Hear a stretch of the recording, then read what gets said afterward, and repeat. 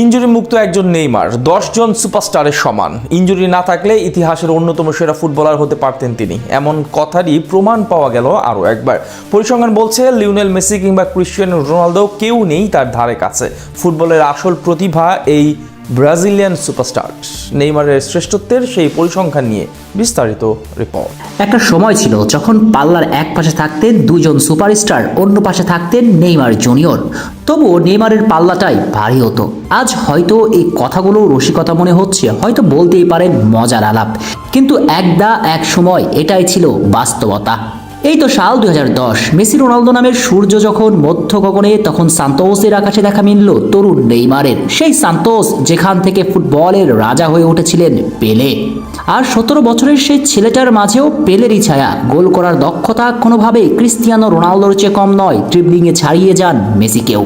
তাই তো তাকে নিয়ে স্বপ্ন বোনা শুরু হলো সাম্বার ভক্তদের। বিশাল স্বপ্ন, যে স্বপ্নের নাম মেসি রোনালদোকে ছাড়িয়ে যাবেন, হবেন ফুটবলের একক রাজা।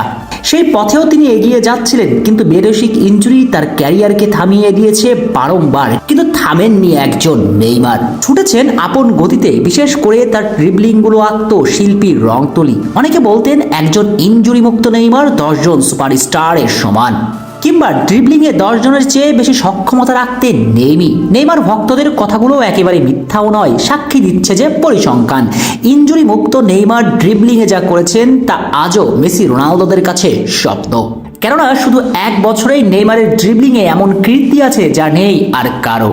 মেসি কিংবা রোনালদো অথবা হালের লামিনরা পাত্তা পাচ্ছেন না ব্রাজিলিয়ান নাম্বার 10-এর সঙ্গে।